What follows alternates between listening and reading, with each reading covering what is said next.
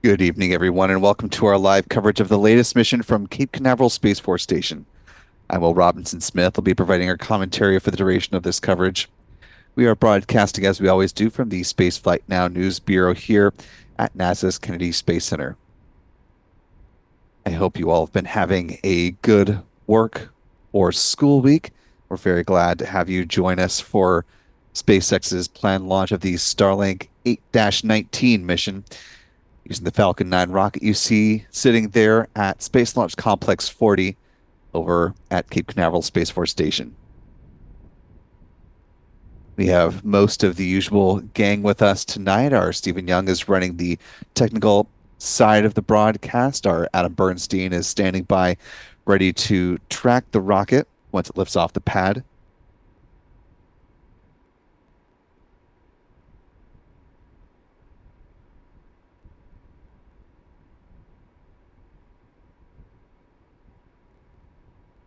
Our Michael Caine has the evening off tonight, but if you'd like to follow the fellas on X, you can find their handles over on X, formerly Twitter. Adam is at ABurnNYC, Michael Caine at MD Caine Jr. While you're there, be sure to follow Spaceflight Now, simply at Spaceflight Now. We also will have tracking assistance from our friends Chuck and Jen Briggs with C&J Images.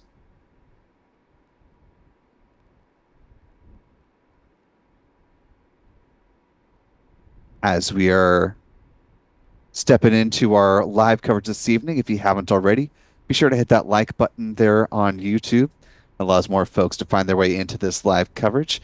We appreciate the little more than 1,000 of you who are with us at the start of this broadcast stream. I also want to thank our wonderful moderators in the live chat, Callistia Lee. See you in here tonight, and we'll keep our eyes peeled for any of the other mods who are able to join us over the course of this live launch coverage. If you do see them pop in, be sure to give them a very warm welcome and a big hello. We are powered by a wonderful channel member community here on YouTube. So thanks to folks like Roddy Mom 12, Jeff Hansen, David Hulk, Big 816, Sulfur for Lunch, Lloyd Green, Leslie, Daniel, KH, Rocket Girl, Toby Wobe, Leslie Daniel, many others. Matt Spencer, hello to you. Bubba Ray, good evening. Channel membership comes with a number of perks, including discounts at our online shop. That is shop.spaceflightnow.com. Access to member-only videos here on YouTube, and of course, the ability to watch all of our live launch liftoff moments right here in 4K. Last but not least, if you have a comment or question about this particular mission or other happenings in the realm of space, go ahead and use the YouTube Super Chat feature. Not only will he be giving us some interesting things to talk about as the broadcast progresses, but he'll also be supporting what we do here at Spaceflight Now in the meantime, and we're very appreciative of that. So, want to welcome in our newest channel member, Just Martin, joining us with channel membership at the pad leader level. Welcome aboard, Just Martin. We're glad to have you with us. I also want to thank Mel Roberts Harold for a $5 super chat. Good to see you this evening, Mel. He says, great way to wrap this week up with Spaceflight Now, watching a launch. And a thanks to Jeff Hansen, one of our pre-existing channel members as well, for a $10 super chat. Good to see you this evening, Jeff. Who says, thank you, Spaceflight Now and Mod Squad, for another great broadcast.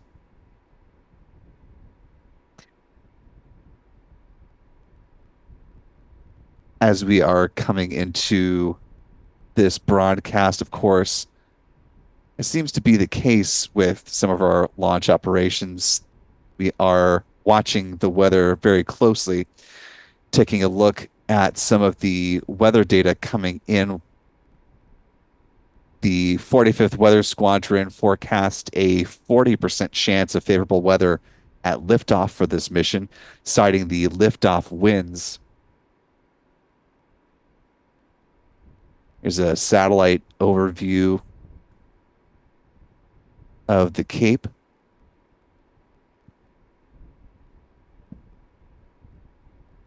Fortunately, precipitation is not going to be an issue this evening, but to bring it back out to this wide shot, if Stephen, if you could bring up the wind speed here, taking a look at our local wind speed monitor here at the press site, which gets new readings about every 5 minutes, clocking a current wind speed of about 12.4 miles per hour.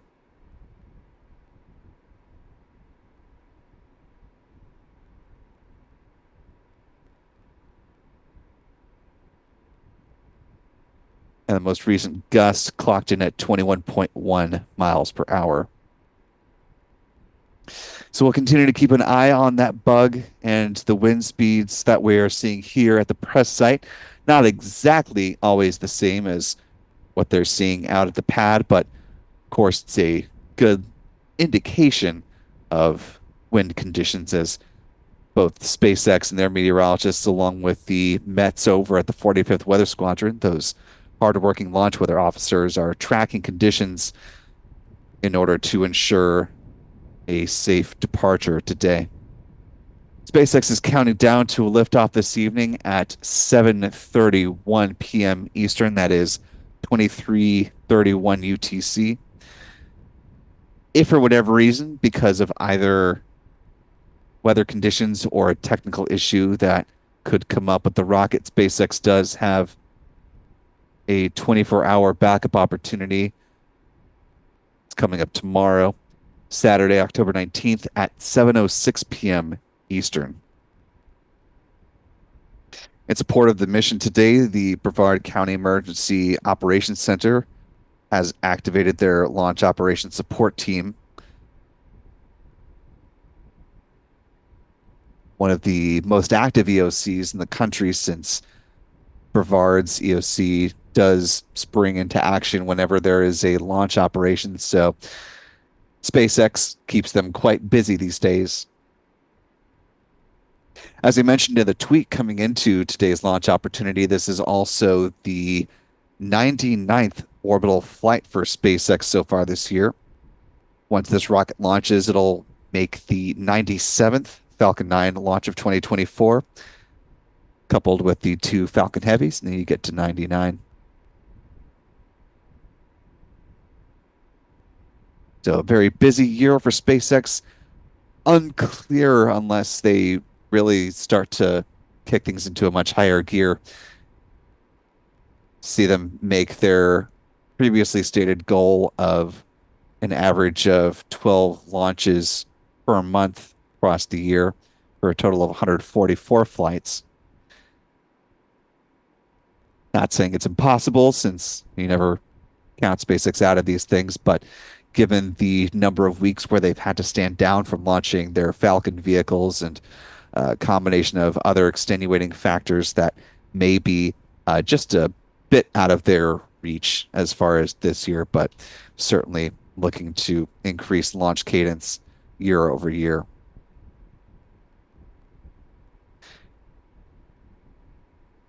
In fact, Stephen, if we can go to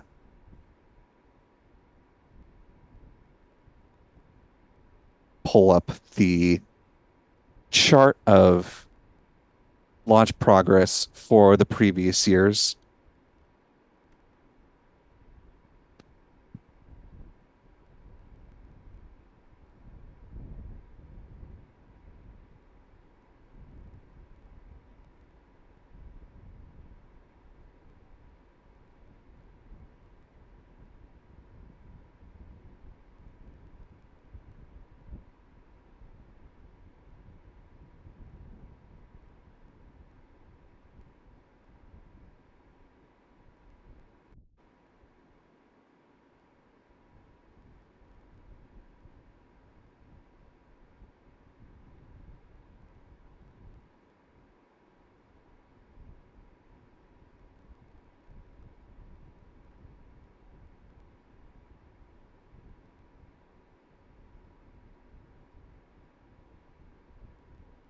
Here's a look at where SpaceX has been and where they will be going with the launch of this mission. You can see so far on the year, they've got 98 missions under their belt, looking for launch number 99 tonight, again, if the winds cooperate.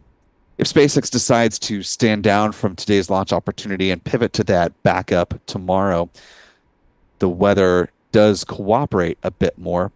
45th Weather Squadron forecasts a 60% chance of favorable weather for a launch tomorrow.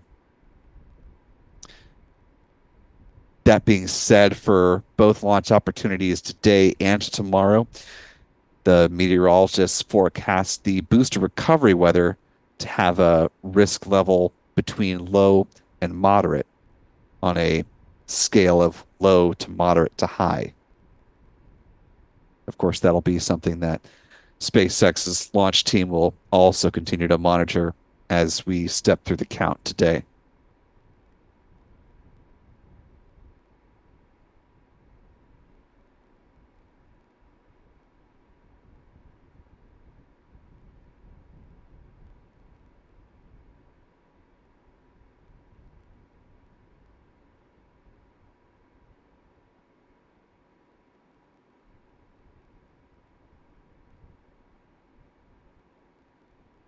Currently T minus 48 minutes, 11 seconds and counting. In now just about 10 minutes, the SpaceX launch director is set to nominally take the poll, giving the go-ahead for the start of propellant load for today's mission. SpaceX takes their readiness poll electronically, so if they are in good posture to proceed with this launch, they can go ahead with that a little bit early. But nominally it comes up at the T minus 38-minute mark. So let's go ahead before we get to that point, talk about the countdown timeline and some of the events that we're looking forward to as SpaceX moves through its countdown this evening.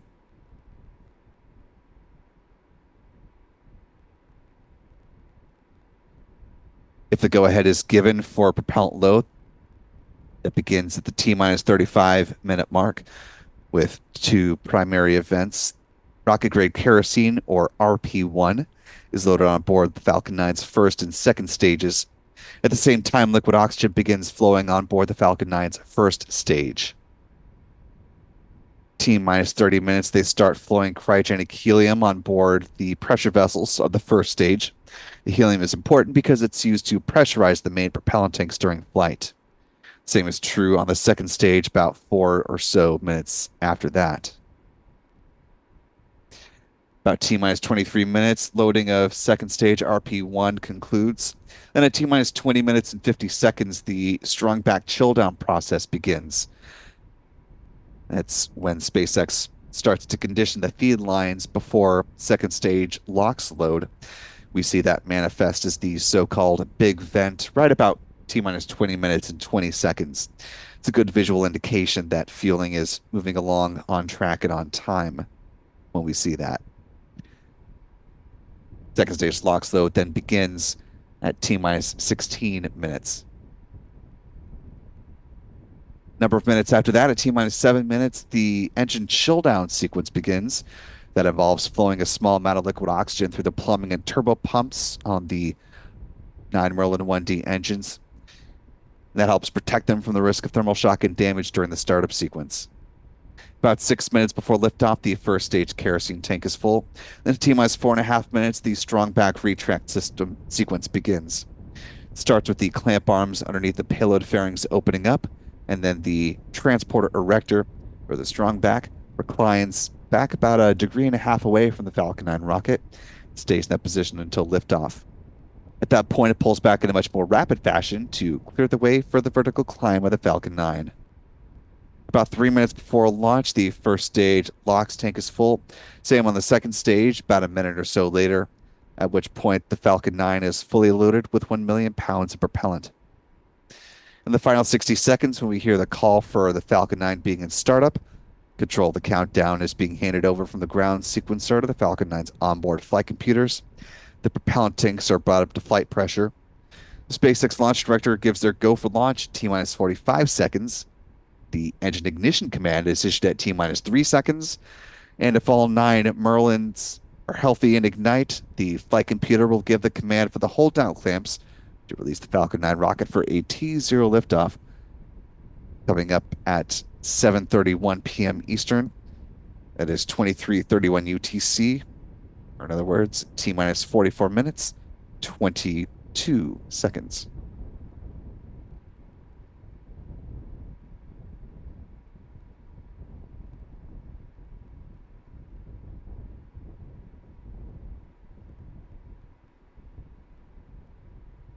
You continue to track our weather data and the bug in the upper left-hand corner of your screen. I've seen our most recent gust at 23 miles per hour, so a slight uptick, but still should be within flight parameters for the Falcon 9 rocket.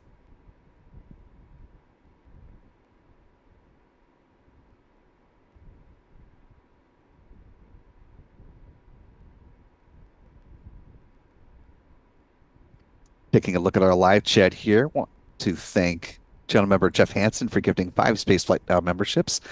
Really appreciate that, Jeff. And to our 5 newest channel members, welcome aboard. We're glad to have you with us. If you haven't already, be sure to thank Jeff in the live chat. We hope you enjoy your time as a channel member and decide to stick around with us.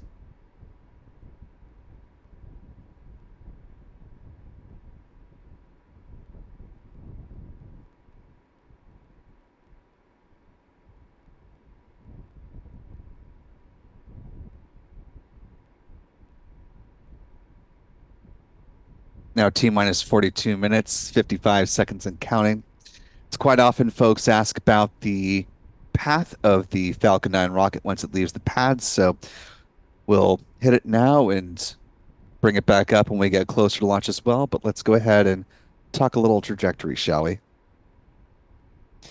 Once the Falcon 9 rocket lifts off the pad there at Space Launch Complex 40, otherwise known as Slick 40, the rocket will be flying in a northeasterly trajectory along the coast of the eastern United States. So for our viewers that are in the northeast Florida area, Georgia, the Carolinas, if the night is clear, be sure to keep your eyes to the east, and you may see the ascent of the Falcon 9 once it lifts off the pad.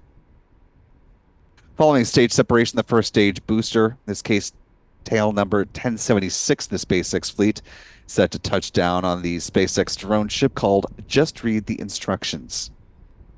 Sitting there, waiting patiently in the waters of the Atlantic Ocean. If this landing is successful, this will mark the 94th booster landing for Just Read the Instructions. Also the 279th overall drone ship landing and the 355th Falcon booster landing to date. Of course, reusing the booster isn't the only piece that SpaceX cares about as far as reusability with this mission.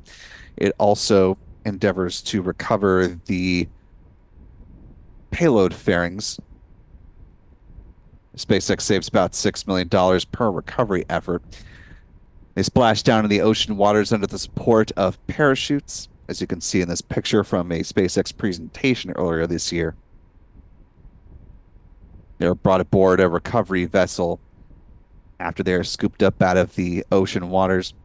SpaceX is working to push both its boosters and its payload fairings for reuse for up to 40 flights. And while SpaceX doesn't often provide updates on the number of flights that its payload fairings have flown, the currently the booster launch record belongs to a pair of now no longer used boosters, those being B-1061 and B-1062. The former was intentionally expended. The latter was destroyed during a landing failure during its final launch on August 28th. They each reached 23 missions before they met their respective demises. The current flight leader of boosters that are still in operation, that distinction belongs to B-1067, which currently has 22 missions to its name, most recently having launched back on September 17th of this year.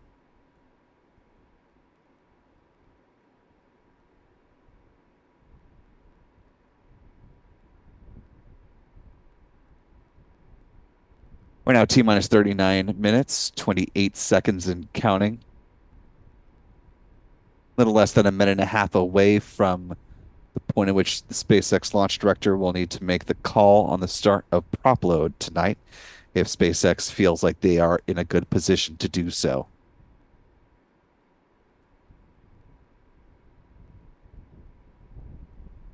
Again, if SpaceX does feel like they are not in the best position to launch tonight, they do have the ability to launch tomorrow evening at 7:06 p.m. Eastern, 23:06 UTC.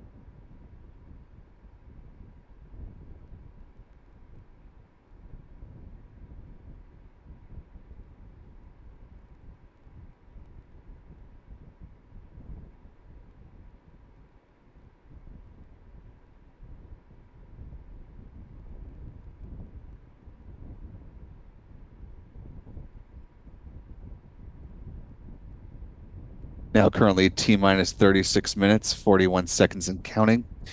If SpaceX has given the go for the start of prop load, that's set to begin in a minute and a half, T minus 35 minutes.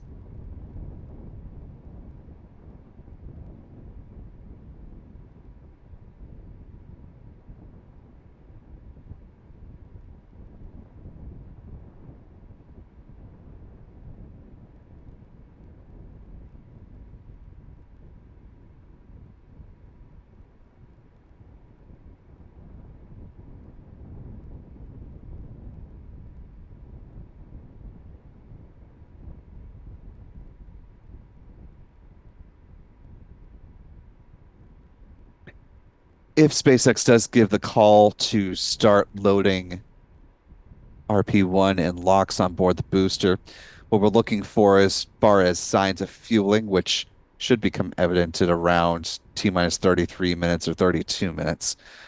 If you look near the base of the Falcon 9 first stage booster, just above the tree line, you can see there's a branch that's kind of dancing in front of the base of the booster.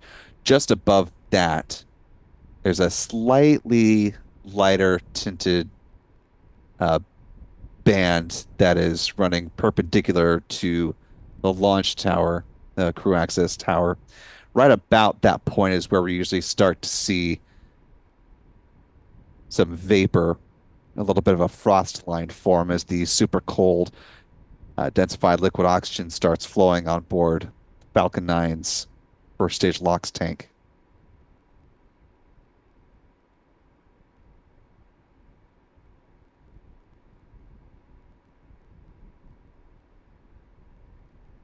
Now T minus 34 minutes, 40 seconds and counting. If SpaceX is fueling tonight, fueling will have begun now. Standing by for word from SpaceX or visual evidence of propellant load.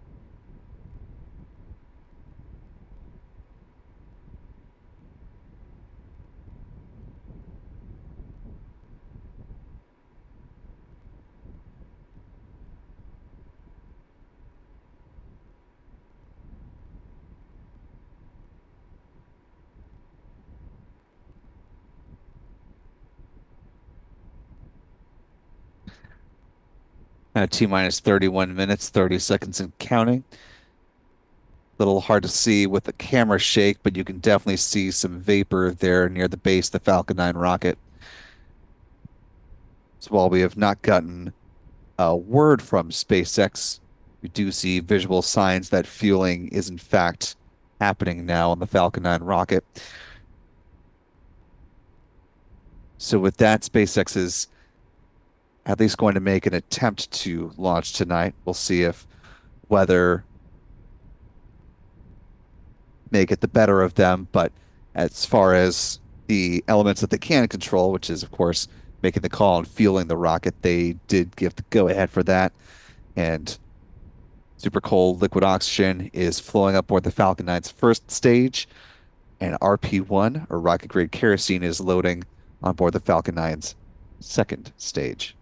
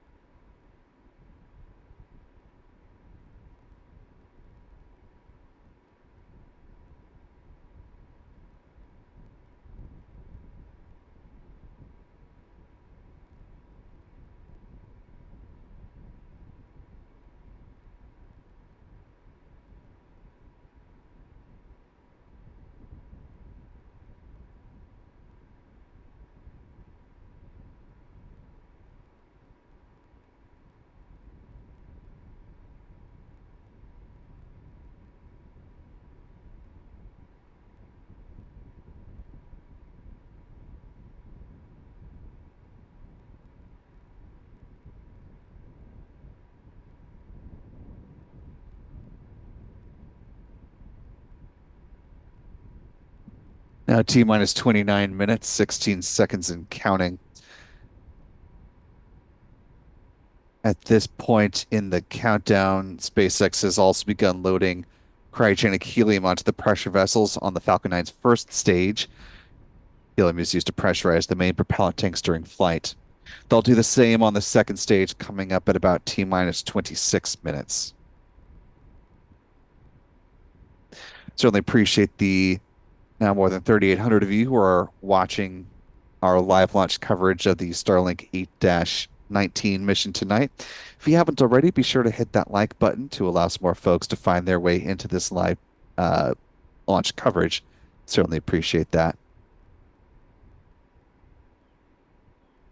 Also want to welcome in Astro Jen, another one of our wonderful moderators. Good to see you, Astro Jen.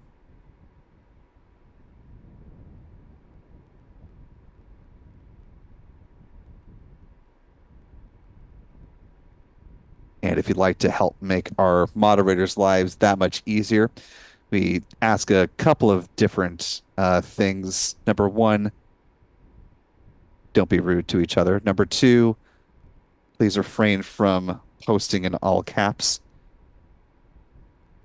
And number three, try to keep things focused on space coverage here. So even though there's a lot to talk about when it comes to politics, we are endeavoring to keep things as apolitical as possible here on Spaceflight Now. So go ahead to other political YouTubers to air your thoughts on the presidential election or other happenings in the political realm in those venues. This is not the forum for that. But it is a very quick way to get your message deleted if you do go down that rabbit hole. So again, as a courtesy to our mods, if you could refrain from those three things or follow those three guidelines, it'll make everyone's lives much easier and help keep things much calmer in the live chat. Let everyone have a good time. One last bit of housekeeping. Also, just remember that every launch could be someone's first. So if someone asks a question that may seem obvious to you, but is clearly not to them, be sure to show them the same grace as you would want to be extended to you for the first time that you caught a launch.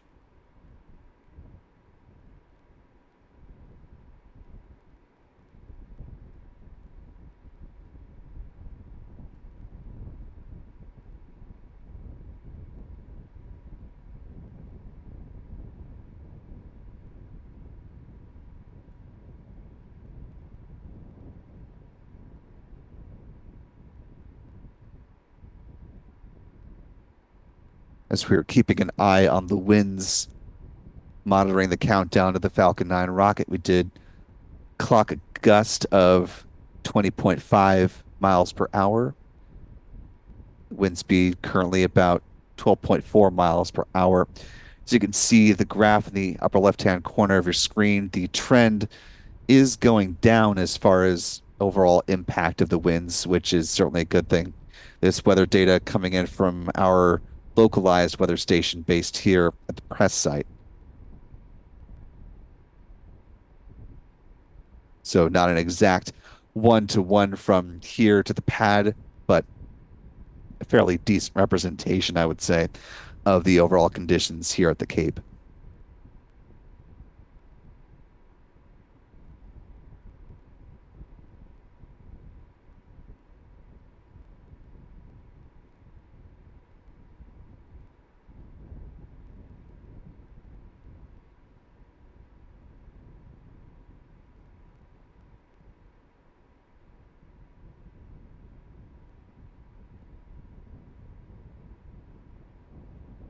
Now, T minus 24 minutes, 48 seconds and counting. Let's talk a little bit about the payload that SpaceX is launching today.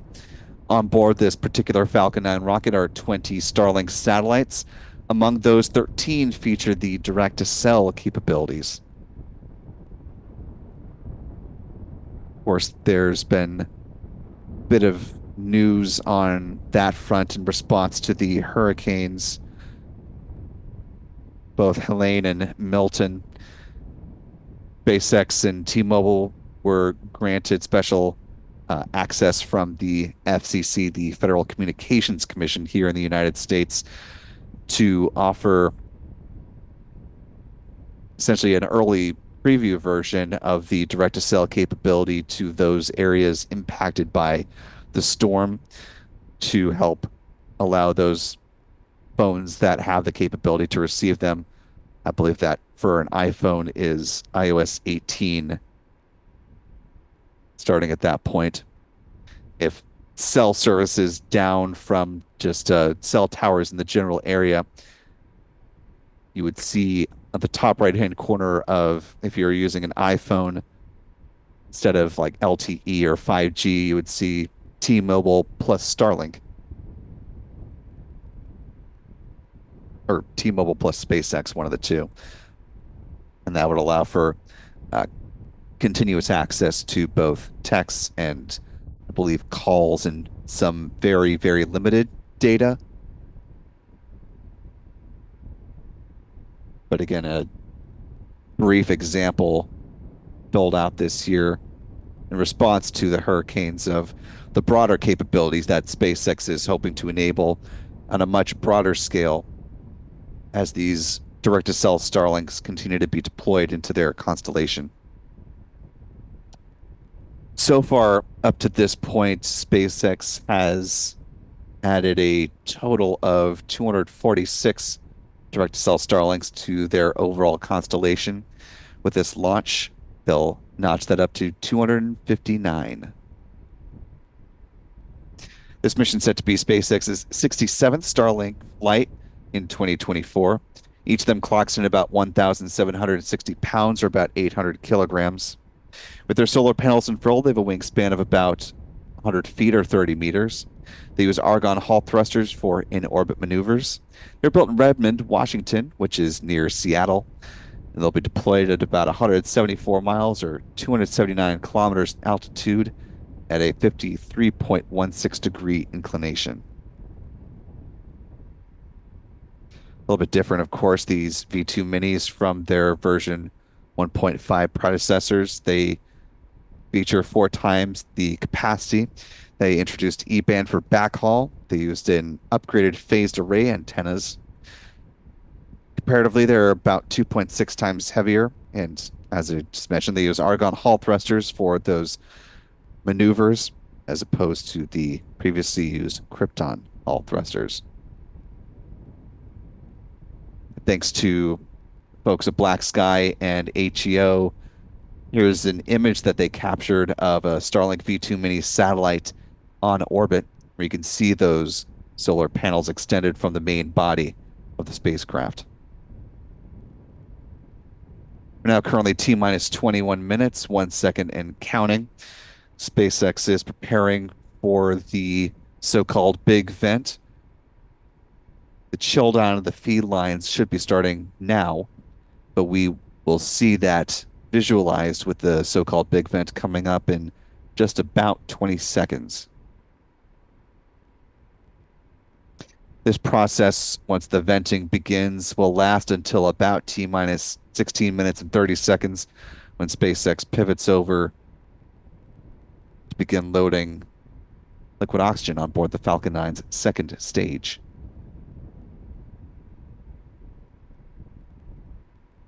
And there you see the start of the big vent right on cue.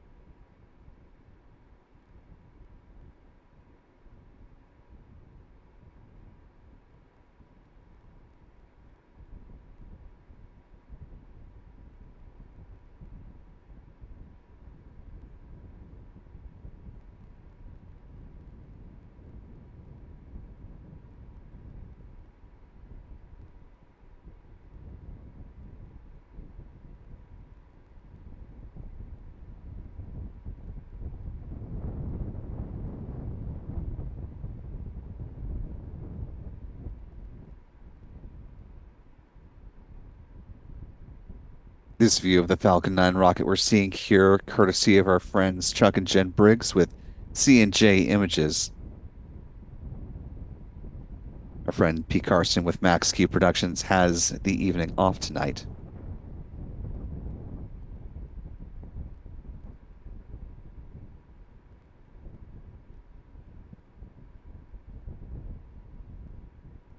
Taking a wide view from across the water here, a beautiful, albeit somewhat cloudy, sunset here at the Kennedy Space Center, looking back out over at Space Launch Complex 40, Slick 40, and Cape Canaveral Space Force Station.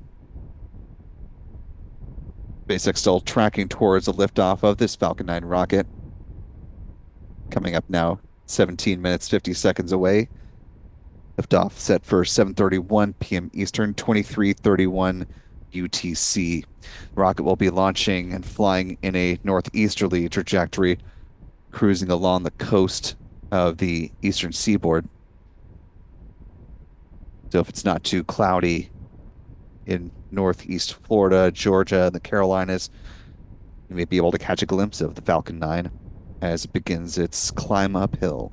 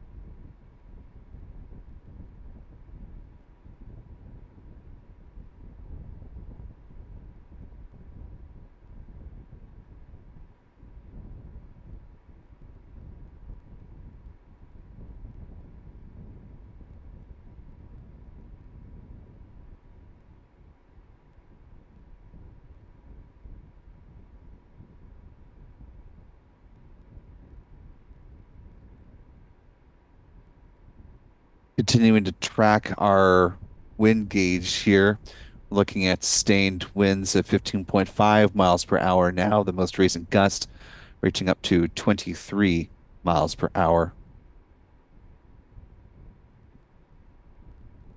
So the winds have been calming down over the majority of the count, ticking up just slightly here.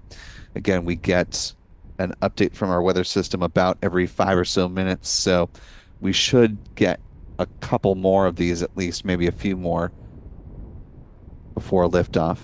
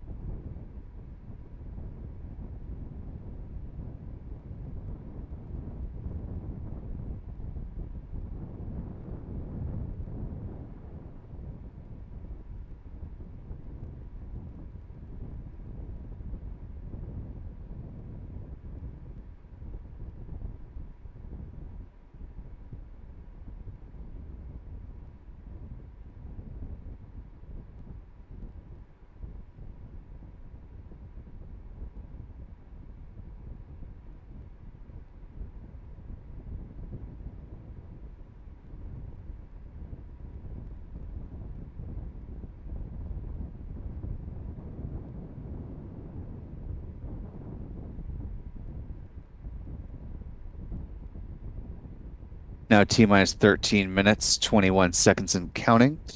As SpaceX continues to progress through the countdown tonight, let's go ahead and talk about the booster that's going to be launching this mission. Talking 1076 in the SpaceX fleet, going for its 17th launch tonight.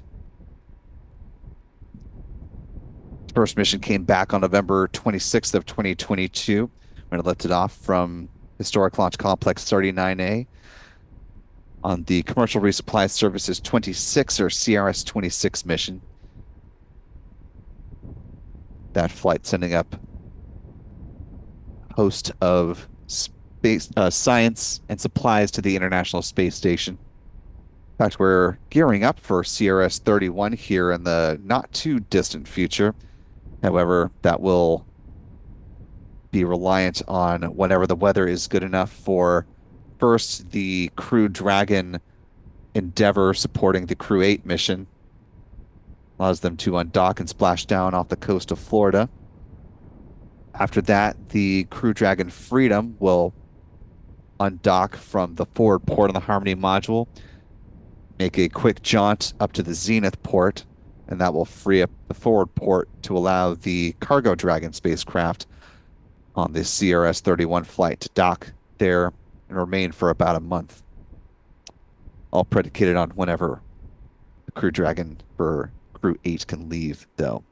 Coming back to the booster history, the next time 1076 flew was the second batch of satellites that were flown for OneWeb Flight 16 by their count. Part of their on-orbit internet constellation as well. It then launched the Starlink 6-1 mission on February 27th of 2023. That was followed up by a combo mission. The principal satellite was Intelsat 40E. It also had the hosted payload called Tempo from NASA, monitoring emissions in the United States. A series of Starlinks were coming up after that. Starlink 6-3 on May 19th, 6-6 on July 24th, 6-14 on September 9th, and 6-21 on October 5th. Moving on over to flight number 9, pair of the O3B mPOWER satellites were up to bat, numbers 5 and 6 on November 12th. That was followed up by the Avzon 3 communication satellite on January 3rd of this year. Another batch of Starlinks on the Starlink 6-40 mission on February 29th, the leap day. That was followed up by the Eutelsat 36D mission on March 30th. A couple more Starlinks here. Starlink 6-54 on April 28th and 6-64 on June 1st. Final two missions for this booster so far were Turksat 6A on July 8th and the Worldview Legion second pair of satellites, numbers 3 and 4, lifting off on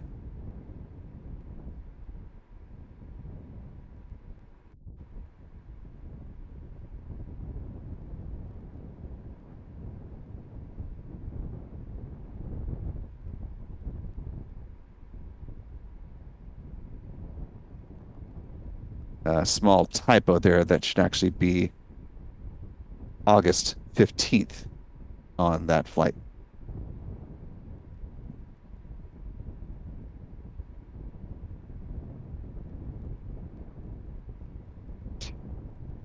As we're getting our latest update on the winds, they continue to tick up here as we're getting closer to liftoff. Current sustained winds at 16.2 miles per hour. The latest gust now at 26.1 miles per hour. So the wind speed is heading in half the direction you would hope to see, as picking up closer to liftoff. Again, the 45th Weather Squadron had forecast just a 40% chance of favorable weather at liftoff, and it was forecasting just about what we're seeing right now, which was liftoff winds up between 19 and 26 miles per hour. We will continue to keep our eyes on the wind speeds as we track towards liftoff. But you may notice that's why our cameras are bouncing around a bit. It's just because it is a bit of a blustery night.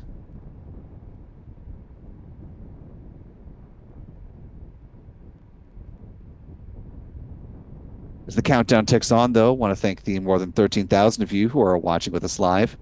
If you haven't already, be sure to hit that like button if you would be so kind, to allow some more folks to find their way into this live launch coverage. I'd certainly appreciate that. A good question by Ken Rowland asking, what is the launch window tonight? For those who've been around for a Starlink Launcher 2, you may recall that typically Starlinks will have a roughly 4-hour launch window from tip to tail. However, SpaceX basically going right to the tail on this one.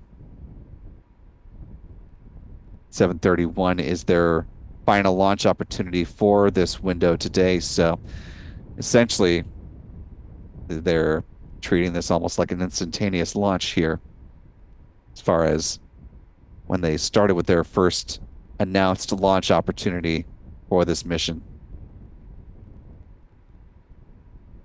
Again, if SpaceX is not in a position to launch tonight because of either the winds or if there's a technical issue that comes up with the rocket, they do have a backup opportunity tomorrow. It's coming up at 7:06 p.m. Eastern on Saturday, October 19th. Again, that's only if launch is not able to happen today. Now, T-minus 6 minutes, 34 seconds and counting. At this point, SpaceX is about 30 seconds into the process of chilling the 9 Merlin 1D engines, preparation for planned liftoff.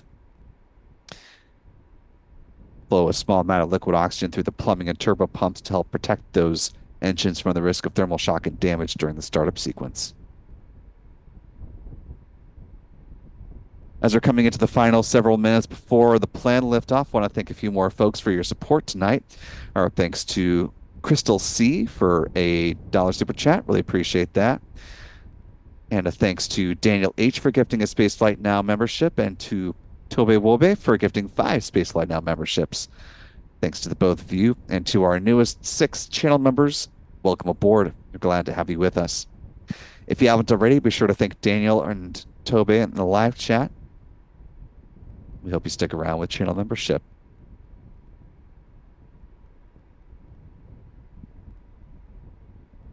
Now 5.5 minutes to the planned liftoff of this Falcon 9 rocket. We are just about a minute away from the point at which the strong back retract sequence set to begin. That process will start with the clamp arms underneath the payload fairings opening up, then the transporter erector. The strong back will recline about 1.5 degrees away from the Falcon 9 rocket. It stays in that position until liftoff. At that point, it pulls back in a much more rapid fashion to clear the way for the vertical climb with the Falcon 9. Now pressing for strong back retract.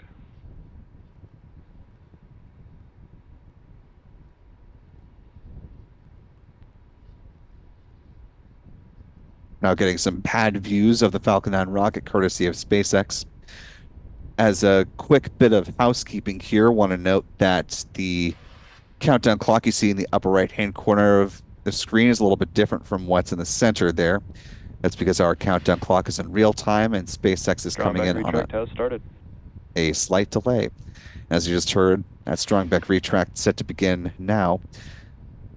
Should be seeing some views from either the usually from the launch tower there, the crew access tower, showing the clamp arms opening up.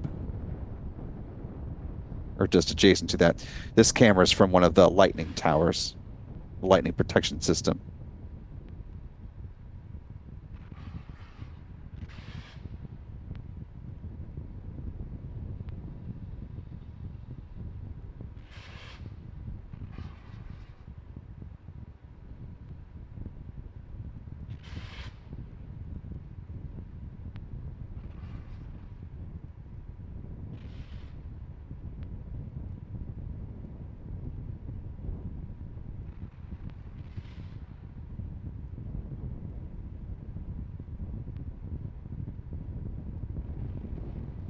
Now T-minus 3 minutes, 16 seconds and counting. We're coming upon the end of first stage LOX load.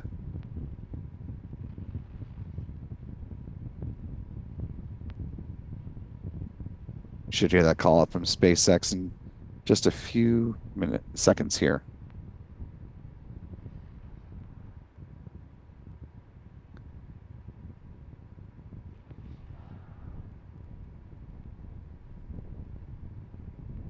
Stage 1 RP1 loads complete. Stage 1 LOX loads complete. Good call from SpaceX. Taking one last look at the wind speeds that we can see here. 16.2 miles per hour, sustained 24.9 mile per hour gust. So it continues to be quite blustery here. We'll see if that proves to be too much for SpaceX, but so far they're continuing on with the countdown tonight. Now a little more than 2 minutes to go before the planned liftoff of this Falcon 9 rocket.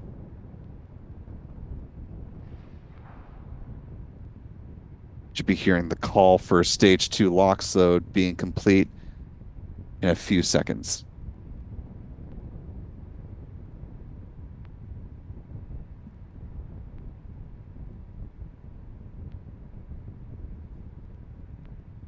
Stage 2 LOX load complete. Good call from SpaceX. Now the Falcon 9 is fully loaded with 1 million pounds of propellant. The venting that you're seeing there in the box and now in full screen, those are the ground gas closeouts. Should be hearing a call for that momentarily. Ground gas closeouts. Good call from SpaceX as we're approaching the final minute of the count. We'll come back to the live chat on the other side of the planned liftoff, but for now, let's keep our focus here on the Falcon 9 rocket.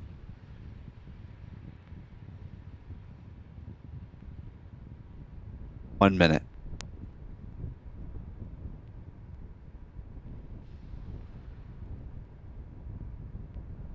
Falcon 9 is in startup. With that call, the next call we should be hearing is that the SpaceX launch director is granting their go for launch.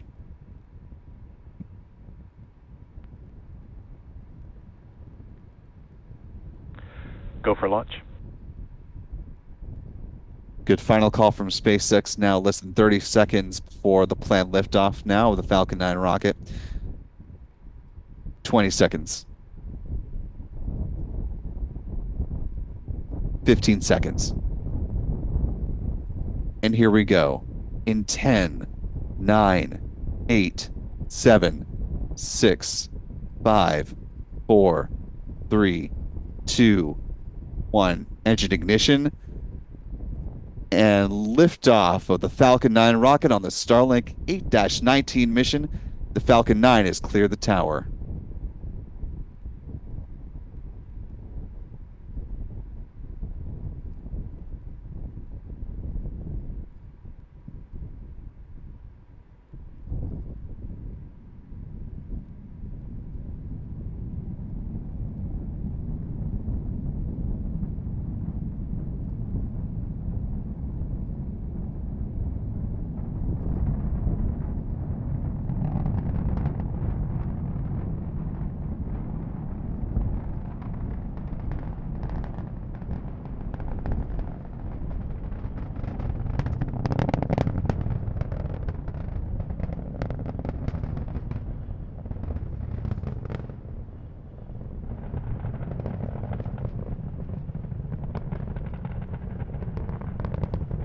Vehicle supersonic. Now a little more than a minute into flight, some good calls from SpaceX as the Falcon 9 rocket continues to climb in the skies above Florida. Max Q. The rocket now passing through the point of greatest aerodynamic pressure on the vehicle. That call, Max Q. Coming upon a few different events in fairly rapid succession here. We'll see first stage main engine cutoff, about T plus 2 minutes 24 seconds. That'll be followed a few seconds later by stage separation. Then the Merlin vacuum engine on the second stage will ignite. That'll be followed by the bearing deployment just before the 3-minute mark. That call you just heard is the call for the thermal conditioning of that Merlin vacuum engine prior to its ignition. Good tracking views this evening as the Falcon 9 rocket continues its climb uphill, again flying in a northeasterly trajectory, heading along the coast of the United States.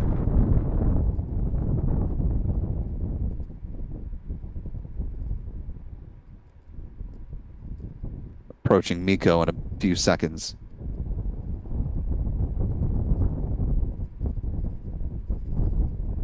There you see MECO. Stage separation. MECO. Stage And SES-1. confirmed.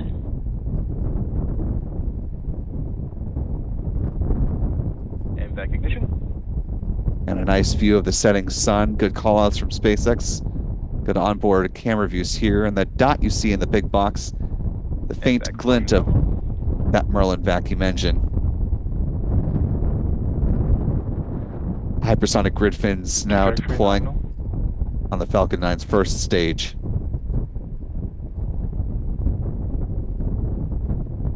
Fairing separation confirmed. And a good deployment of those payload fairings and the 20 Starlink satellites now exposed to the vacuum of space for the first time on this mission. 13 of those feature the direct-to-cell capability.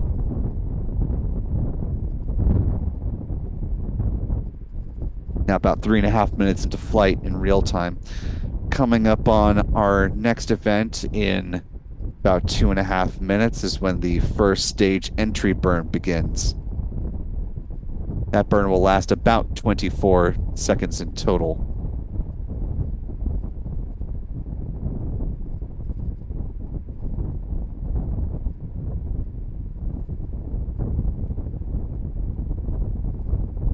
Those puffs you're seeing in between the grid fins in the box on the left-hand side of your screen, Those are the cold gas thrusters that help to adjust the attitude or the position of the Falcon booster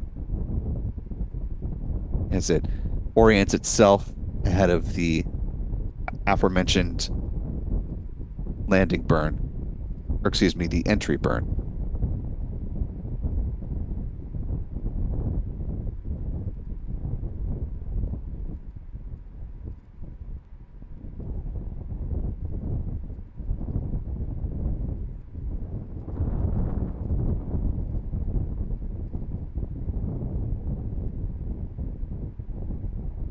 Now approaching 5 minutes into flight.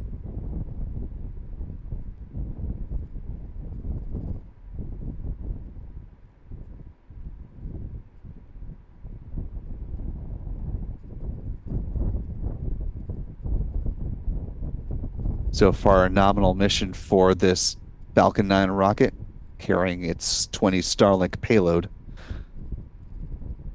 Less than a minute away to the start of the first stage entry burn.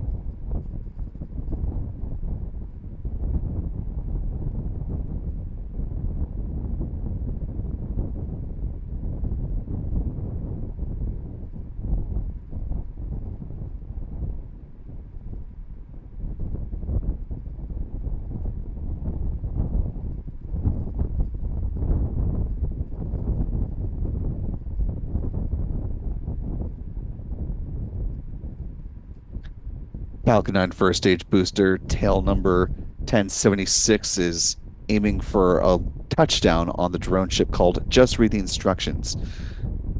If successful, this will be its 17th landing after lifting off for a 17th time successfully.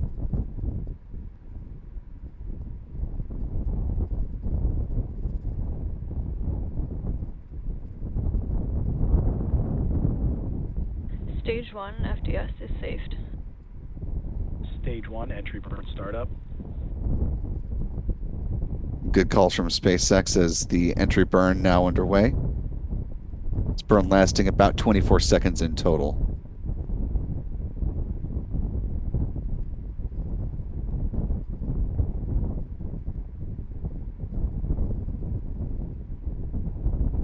Stage 1 entry burn shutdown. And a good conclusion of that entry burn, you can see by looking at the speedometer at the bottom left-hand corner of your screen. Booster has been slowing down and is setting up for the landing burn coming up here at T plus 7 minutes and 55 seconds or thereabouts. So we're less than a minute away from that event.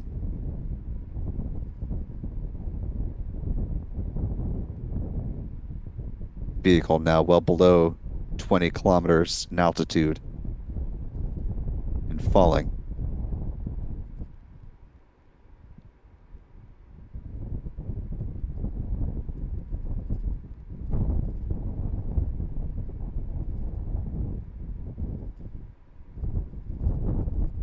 Stage 1 transonic. Falcon 9 now traveling below the speed of sound. That call you just heard appears to be a good burn on the upper stage engine as well so far. Coming up on the start of the landing burn here momentarily.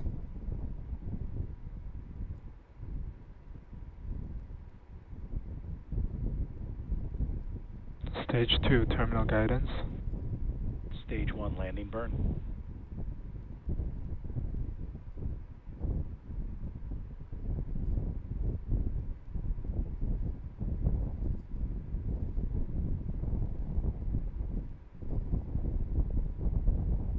Stage 1 landing leg deploy.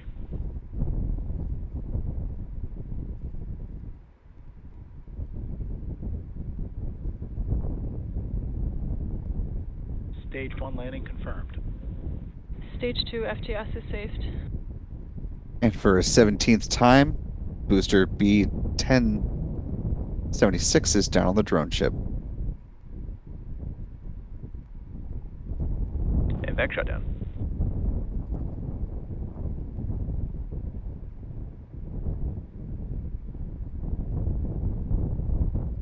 Nominal orbit insertion.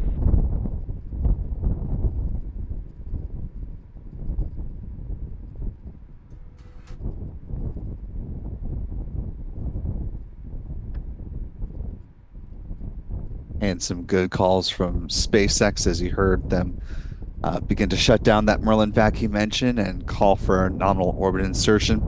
At this point, the Falcon 9 upper stage will continue on in a coast phase until T plus 54 minutes and 48 seconds.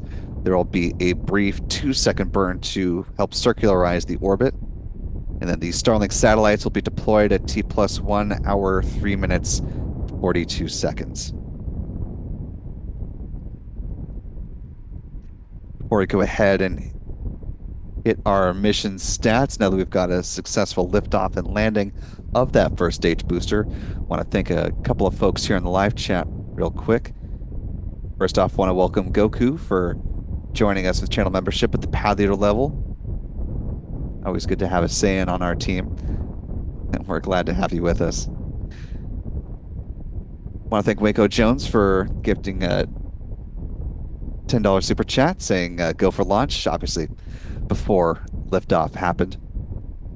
Also want to thank John Mound for a $5 super chat. Thank you, John. Michael Thomas as well, who says, let's fly. And finally, the Russian Floof Cat, one of our wonderful channel members, $2 super chat saying, make it so, Mr. Data.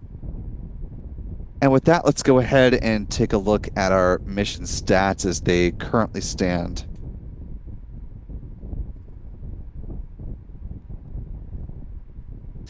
This was the 17th flight for Falcon 9 booster 1076. This also marked the 382nd Falcon 9 launch to date.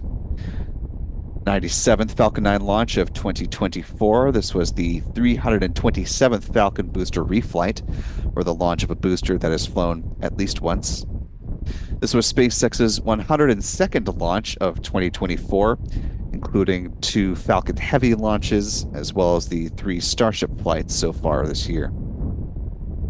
This was SpaceX's 121st orbital launch within the last 365 days, the 210th orbital launch from Pad 40, and the 265th overall orbital launch from this particular pad.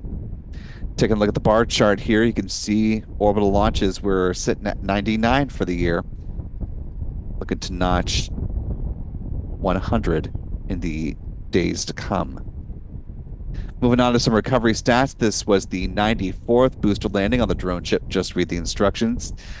Marking the 279th SpaceX drone ship landing and the 355th overall SpaceX booster landing. Finally, with some industry stats, this was the 71st orbital launch from Florida. I want to pause here for just a moment to note that last year, between Kennedy Space Center and Cape Canaveral Space Force Station, there were a total of 72 launches from the Sunshine State, so we are very close to tying that record here in Florida. This launch also marks the 106th orbital launch from U.S. soil.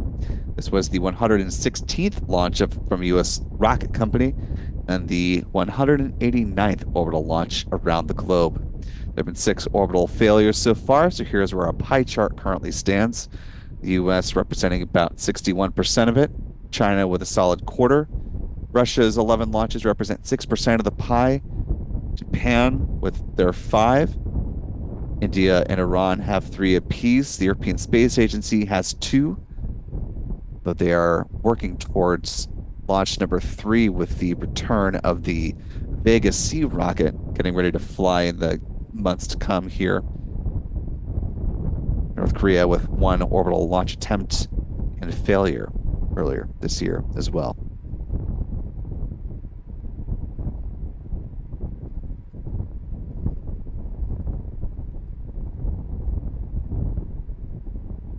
I want to thank Dave Krupel with a $5 super chat. Appreciate you, Dave. Who asks if they still land boosters back in the launch pads. I've seen maybe 12 launches now, and none of them have ever had a return to pad, always the drone ships. Yes, they certainly do still do a, call it an RTLS, or return to landing site operations. It depends on how much power they need from the Falcon 9 rocket and where it's going. That'll help determine if they do an RTLS landing operation. So for missions heading up to the International Space Station, either with the Crew or Cargo Dragon varieties, they will now all use nominally a return to landing site flight pattern. And there are certainly other commercial and government payloads that can use an RTLS option as well. So no worries there. There'll be plenty more where those came from. And of course, Starship rocket has now also proved that it can do an RTLS operation too, with SpaceX successfully catching the Super Heavy booster. That historic feat happening for the first time with Starship Flight 5.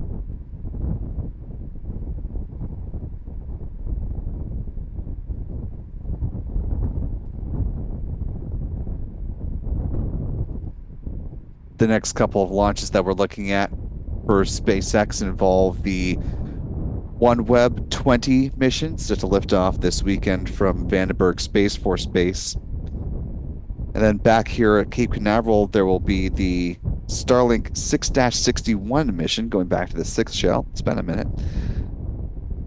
That Falcon 9 set to fly from, again, Slick 40 on Monday, October 21st.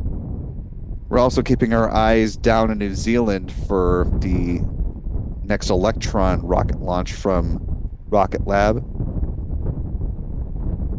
Bit of a cryptic mission, as Rocket Lab has not disclosed either the customer or the payload on this mission, but the mission name changes in latitudes, changes in attitudes, was set to lift off on the 19th. However, Rocket Lab announced a delay by some number of days in order to, quote, perform final checkouts, unquote. So we'll look for the next launch date announcement from Rocket Lab. And we'll, of course, update our schedule on our website, spacelightnow.com, and just click on the launch schedule tab to see the very latest.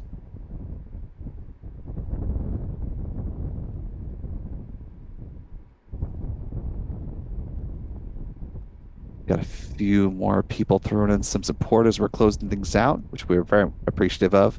Renee Lynn Weldon's been a member for 3 months, saying, yippee, 3 months in. Appreciate you being with us, Renee. Another wonderful channel member, Patty Chichil, has been with us now for some time with a $2 super chat here tonight, saying thank you, Spaceflight Now and mods. Love this. And finally for tonight, we have LA32 with a 20 Mexican dollar super chat saying, hello from Mexico. I enjoy this channel. We're glad to have you with us. Hope all's well down in your neck of the woods. Always great to hear from our neighbors to the south, as we hear from our neighbors to the north quite a bit. A number of Canadians join us for launch coverage, so glad to hear other parts of North America also represented in our coverage. And with that, we're going to go ahead and wrap it up for tonight. Want to thank our, of course, wonderful channel member community writ large here on YouTube. Certainly can't do these streams without the support of our channel member community.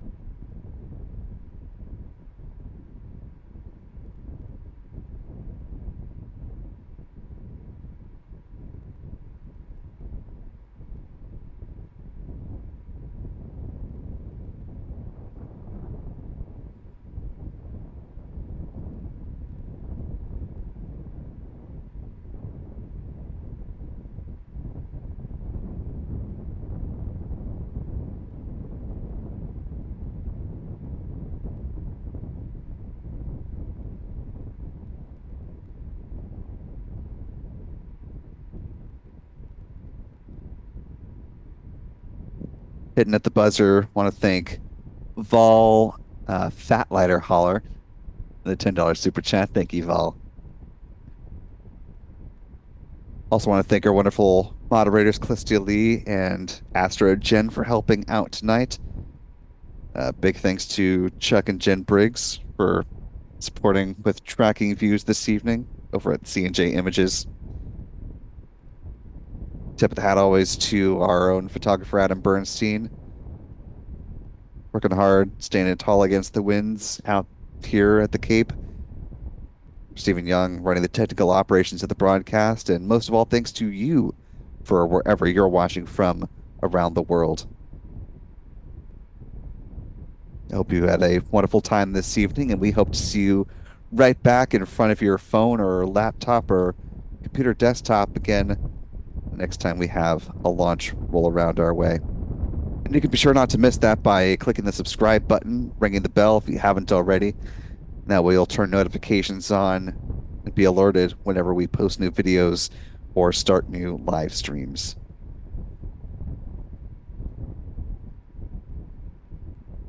And with that, we are going to wrap things up for tonight. So once again, thank you all for being with us here, sticking right to the very end. My name is Will Robinson Smith.